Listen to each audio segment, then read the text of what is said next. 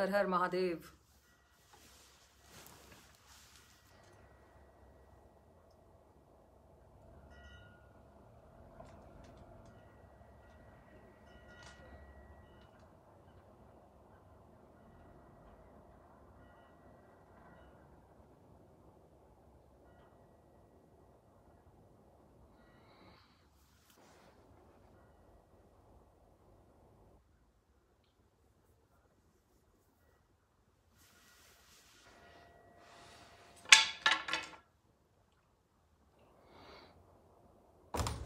Her her Mahadev.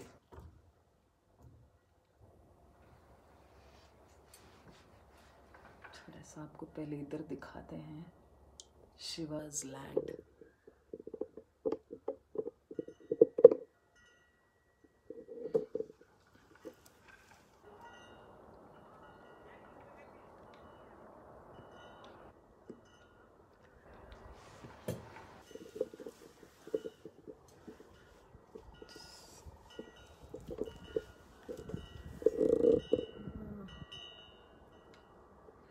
The land of Shiva.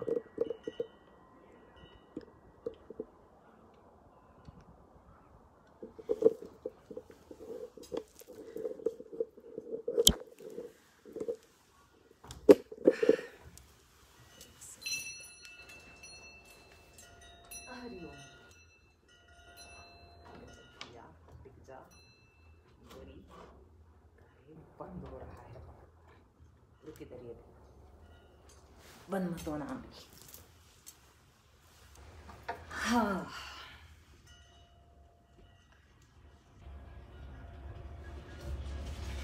ये है land of Shiva और आज हम बात करने वाले हैं न्यूक्लियर एंड शिवा का connection.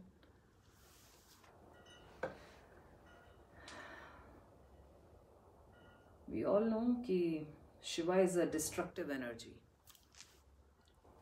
Destructive in the sense he is called Bholenath, the most pious and शांत, जो सबसे ज़्यादा शांत रहते हैं, किसी के लेने देने में नहीं है। He is busy in his own ध्यान अवस्था और वो उस ध्यान से बाहर आना भी नहीं चाहते। वो प्रसन्न रहते हैं अपने ध्यान में और वो ध्यान करते हैं। एक ऐसी एनर्जी का जिसे हम भगवान राम के नाम से जानते हैं या विष्णु तत्व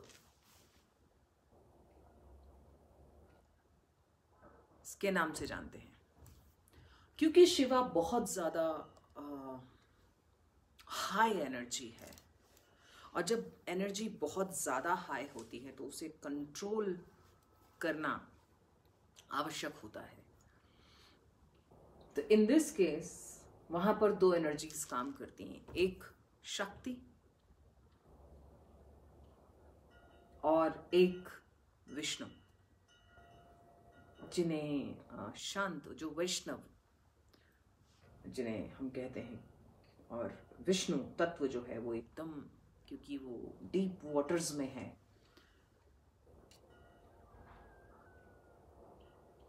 तो शांत है। वो भी योग निद्रा में है और ये योगी हैं, ये ध्यानरत हैं, मेडिटेट कर रहे हैं। कहाँ पर? हिमालय में, जहाँ बहुत ज़्यादा ठंड है, बहुत बर्फ है हर तरफ। उसी बर्फ में बैठकर, आइस में बैठकर, स्नो में बैठकर वो ध्यान कर रहे हैं, अपनी उस एनर्जी को सेंटर कर रहे हैं।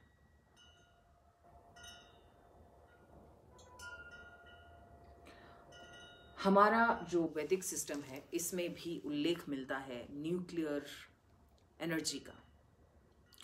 साइंटिस्ट जो वाकई साइंटिस्ट हैं, वो साइंटिस्ट जो हैं वो जो वैदिक साइंस है इस पर रिसर्च कर रहे हैं। अब हाँ, जो न्यूक्लियर से हीट जेनरेट होती है, घर्षण से, फिशन से, जिससे हमें, मैं बहुत शॉर्ट में इसको बताऊंगी ताकि समझ में आ सके, ताकि हमें इलेक्ट्रिसिटी हमें मिल सके। न्यूक्लियर प्लांट्स हैं जिसकी वजह से एनर्जी रिलीज होती है, इलेक्ट्रिकल जनरेटर्स हैं, पावर इलेक्ट्रिकल जनरेटर्स हैं। लेकिन इस एनर्जी को क्रिएट करने के लिए जिस तत्व की आवश्यकता होती है उसे हम यूरेनियम कहते हैं। यूरेनियम एक हार्ड मेटल है और ये समुद्र तल में, मतलब पानी के अंदर पाया जाता है। रॉक्स में भी है बट पानी के अंदर अधिकतर पाया जाता है। और आपने न्यूक्लियर प्लांट्स को देखा होगा, वो अक्सर जो है पानी के आसपास होते हैं। जैसे कि शिवा की एनर्जी को शांत करने के लिए हर बार विष्णु तत्व जो है वो एनर्जी काम करती है। इसी तरीके से न्यूक्लियर रिएक्टर्स जो होते हैं, जो न्यूक्लियर एनर्जी है, इसको भी कंट्रोल करने के लिए जल तत्व, विष्णु तत्व की आवश्यकता है। इसीलिए भगवान शिव सदैव उस एनर्जी का ध्यान करते हैं, उस एनर्जी पर फोकस करते हैं, क्योंकि उन्हें अपनी एनर्जी के बारे में पता है। वो ये जानते हैं कि उनकी एनर्जी डिस्ट्रक्टिव है। इतना आसानी से उसे हैंडल कॉमन मैन तो क्या ही करेगा, ब्रह्मांड नहीं कर सकता उनकी एनर्जी को हैंडल। और आपने अगर न्यूक्लियर प्लांट्स देखे हों, आप नेट पे देखे ही होंगे आपने, या आप कभी देख सकते हैं पिक्चर्स, उसका जो डोम बना हुआ, डोम नहीं कहूँगी, वो जो जिस तरीके से वो बना हुआ है न्यूक्लियर का रिएक्टर जो होता है, उसका शेप भी जो है शिवलिंग की तरह होता है। उसका एक बेस होता है और ऊपर से वो लिंग शेप में होता है। उसके भी बेस में पानी चाहिए होता है, शिवलिंग के भी जलाधारी होती है।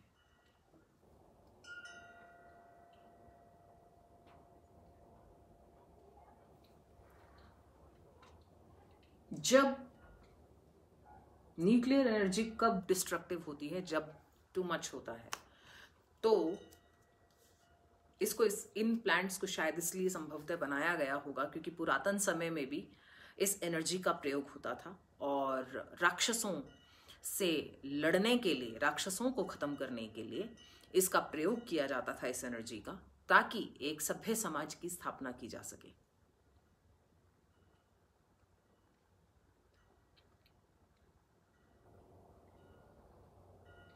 राक्षस एनर्जी ऐसी होती है कि ये केवल गंदगी फैलाते हैं। गंदगी फैलाना किसी भी फॉर्म में, मेंटल हैरेसमेंट, दूसरों को टॉर्चर करना, परेशान करना, ऐसे कार्य करना जो समाज में किसी ह्यूमन को या न समाज के लिए अच्छे हैं, न हमारे इकोसिस्टम के लिए अच्छे हैं। तो बेसिकली ये वो राक्षस हैं और ये सिस्टम को खराब करते हैं। तो ऐसे राक्षसों से बचने के लिए पुराने समय में भी, ऐसे राक्षसों का वध करने के लिए पुराने समय में भी इस एनर्जी का प्रयोग किया जाता था। आपने देखा होगा कि जब शिव, सती ने देह त्याग दी थी तो शिव बहुत क्रोध में थे, तो विष्णु को आकर के उनका मोह भंग करना पड़ा और सती के अंगों को खंडित करना पड़ा, जिससे हमारे 51 शक्तिपीठ बने। और उसके बाद शिव फिर से ध्यान में चले गए।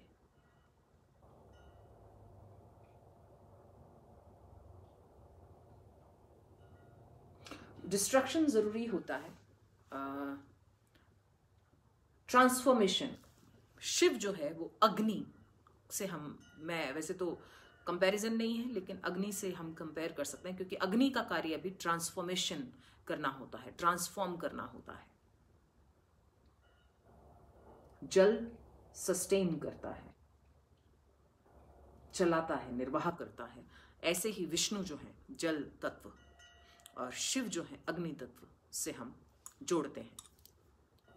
ये दोनों एक दूसरे को कंट्रोल करती हैं एनर्जीज, इसीलिए ये दोनों एनर्जीज एक दूसरे की परम मित्र हैं। इसीलिए इनका कंपैरिजन नहीं किया जाता। अगर आप साइंस और स्पिरिचुअलिटी को साथ में देखें, जोड़ने की कोशिश करें, तो ये रिलेटेबल है। ऐसा नहीं है कि कुछ भी कभी भी लिख दिया गया था या उस पर विचार किए बिना आज की वो जो युगों पुरानी लिखी गई बातें हैं वो आज के समय में एकदम सही और सटीक साबित हो रही हैं। Shiv is a great scientist. उन्हें पता है कि कब डिस्ट्रक्शन आवश्यक है, क्योंकि डिस्ट्रक्शन भी आवश्यक होता है नए सृजन के लिए, इन्वेंशंस के लिए। तो न्यूक्लियर एनर्जी आज की एनर्जी नहीं है हमारे। अगर आप रावण के टाइम का भी देखें तो रावण को भी इसका ज्ञान था, वो भी इसका ज्ञाता था, क्योंकि वो शिव भक्त था।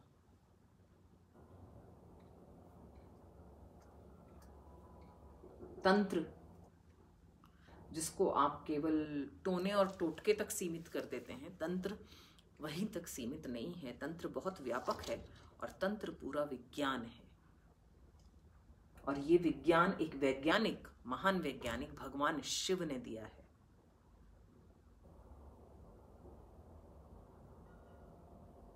अगर आप इसे विज्ञान की दृष्टि से समझेंगे, अध्यात्म को और तंत्र को अगर आप विज्ञान की दृष्टि से समझेंगे तो बेहतर समझ पाएंगे और शायद आप भी कुछ नया सृजन कर पाएं। मैं अभी नेट पर भी चेक कर रही थी, किसी ने 2016 का एक किसी ने आर्टिकल या ब्लॉग लिखा हुआ है।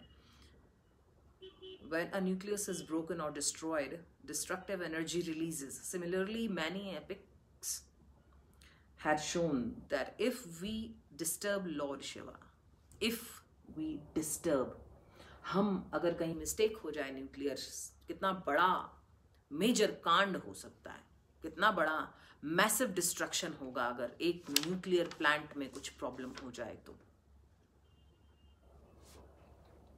तो many epics had shown that if we disturb Lord Shiva energy, will be released in full form of Rudrani or Kali and destroy everything.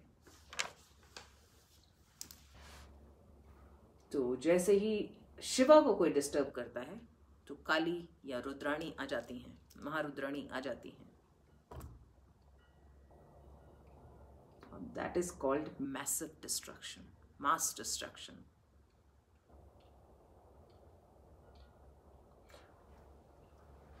हमारे वेदों को साइंटिस्ट स्टडी कर रहे हैं बहुत सालों से, जहाँ पर कि बहुत सी चीज़ें सामने आई हैं। लेकिन बीइंग हिंदू और सनातनी, हम इन चीज़ों से अनभिज्ञ हैं अभी भी। जब हम अपना ही महत्व नहीं पहचानते तो दूसरे हमारा महत्व क्यों पहचानेंगे? हमें ही ज्ञान नहीं है अपने धर्म के बारे में, तो हम दूसरे को क्या बताएंगे? आप सभी से अनुरोध है, ये एक छोटा सा ब्रीफ मुझे करना था, बिकॉज मैं फिर से 3 दिन के लिए अभी फिर से ज़रा ब्रेक पर हूँ इसके बाद। तो आप लोग स्टडी कीजिए, बहुत अच्छा होगा। आप इसको क्योंकि वेदास या जो हमारे स्क्रिप्चर्स हैं वो सिर्फ हिंदू धर्म के लिए नहीं है कि केवल हिंदू ही इसको पढ़ सकता है। ये लाइफ जीने का तरीका है, लाइफ का सिस्टम है, ह्यूमन सिस्टम है, how to live in order systematically.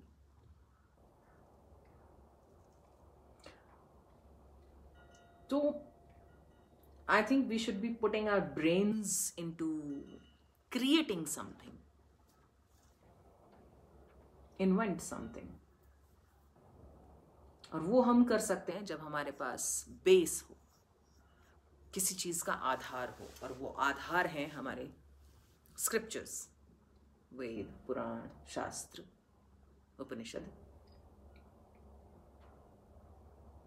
Bhagavad Gita, Mahabharat काल को, अगर आप महाभारत काल को भी अगर उठा करके देखें, अगर महाभारत भी आप पढ़ें, तो बहुत सारे आपके डाउट्स क्लियर हो जाएंगे about today's time, modern times. हम हमारे शास्त्रों को पढ़ने को बोलते हैं ऑर्थोडॉक्स है ये व्यक्ति, अरे ये क्या है सब, but they were more modern than us. What we are modern through the attire, they were modern here.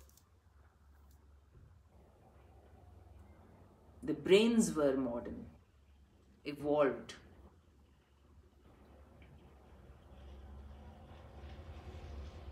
We were advanced, always. इसके लिए आप से सिर्फ मैं, क्योंकि अब 3 दिन का ब्रेक लूँगी इसके बाद में, तो आप सबसे अनुरोध है कि हमारे जो इवन यंत्र भी हैं, ये जैसे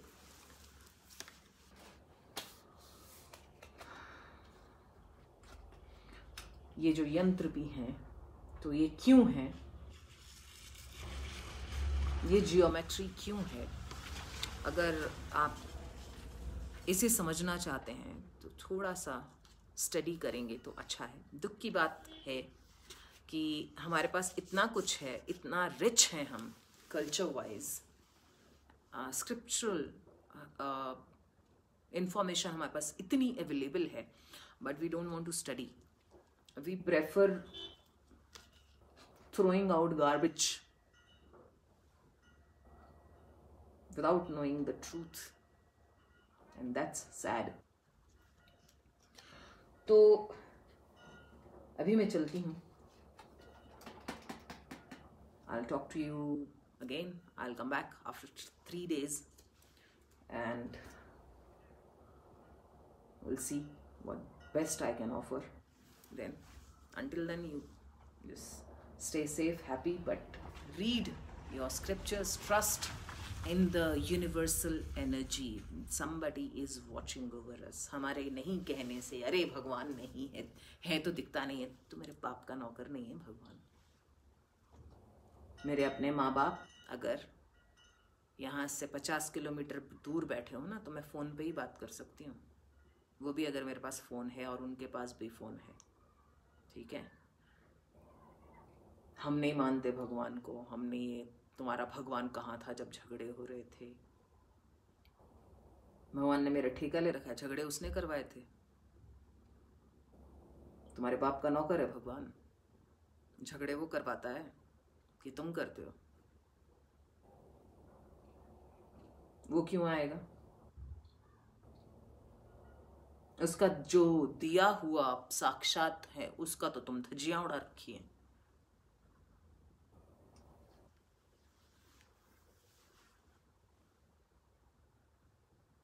प्राइवेट प्रॉपर्टी है तुम्हारी गॉड।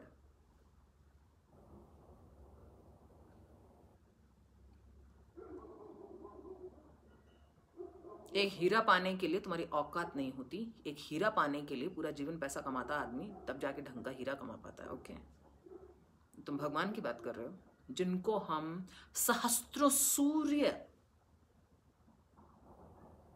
के समान मानते हैं। 10-20 हजार का एक हीरा खरीद के, 50 हजार का एक हीरा खरीद के तुम सोचते भगवान को खरीद लोगे? एक हीरा खरीदने के लिए भी ना आदमी की औकात होती है। तो भगवान को अगर जानना चाहते हो ना, तो औकात भी उतनी बना लो पहले। किसी के भी बाप की प्राइवेट प्रॉपर्टी नहीं है और नौकर नहीं है वो।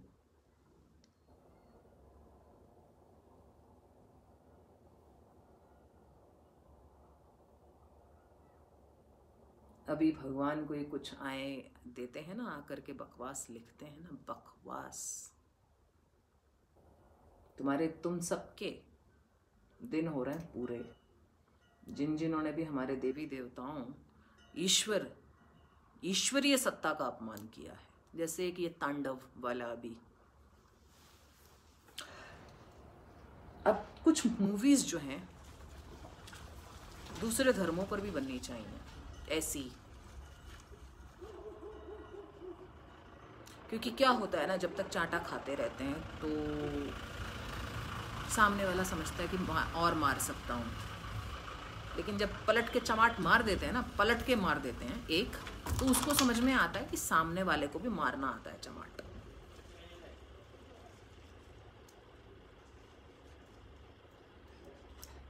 तो चमाट अलग अलग तरीके से मारा जाता है।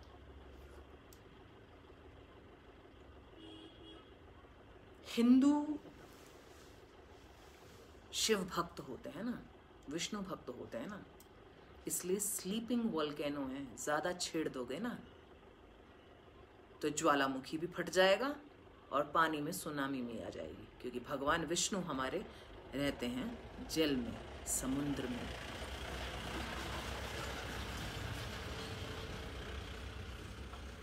ठीक है, तो वो भी बहुत शांत हैं, इसीलिए हम क्योंकि हमें शांत का अर्थ कमजोरी से मत ले लेना कि हिंदू शांत है। ये शांति बहुत भारी पड़ती है, कभी कभी ज्यादा शांति मृत्यु का संदेश होती है। ज्यादा शांति जो है, बहुत ज्यादा जब शांति होती है ना, लल बिफोर अ स्टॉर्म, एकदम शांत, तो ये बहुत ज्यादा तूफान वाली होती है। तो इतना हिंदू को मत समझो कि हिंदू सनातनी बेवकूफ है, सनातनी को कुछ भी बोल दिया जाएगा, ब्रेन वॉशिंग तरीके से करेंगे, बड़े चालाक हैं हम लोग। कि भगवान शिव ना जरा सा ही करते हैं, उनको इतने साल नहीं लगेंगे। इन तुम लोगों को तो, कुछ लोगों को साल लग गए ना हिंदुओं की बर्बादी करने के लिए, भगवान शिव को सालों नहीं लगते। वो शांत चित्त, जरा सा भी हिलेंगे ना, छींक भी मारेंगे तो ब्रह्मांड हिल जाते हैं। और अब वो समय आ गया है, हिंदू जाग चुका है, ज्वालामुखी बन चुका है और सुनामी बन चुका है। अब तुम छेड़ो और भस्म कर दिए जाओगे। आओ अब कुछ बोलने के लिए, यहाँ पे ये भड़काती है, आओ अब कुछ बोलने के लिए बोलो, ये ऐसी बातें करती है। करती हूँ, पिक्चर तो नहीं बनाती तुम लोगों की तरह, दूसरों के धर्म का धज्जियां तो नहीं उड़ाती तुम लोगों की तरह।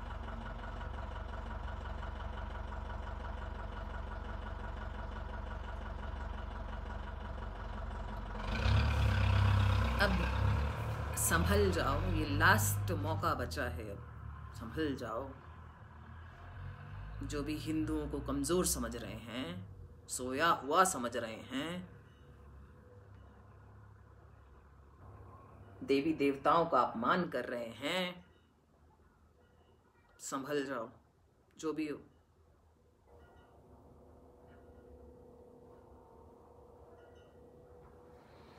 हर हर महादेव, जय भवानी, जय हिंद।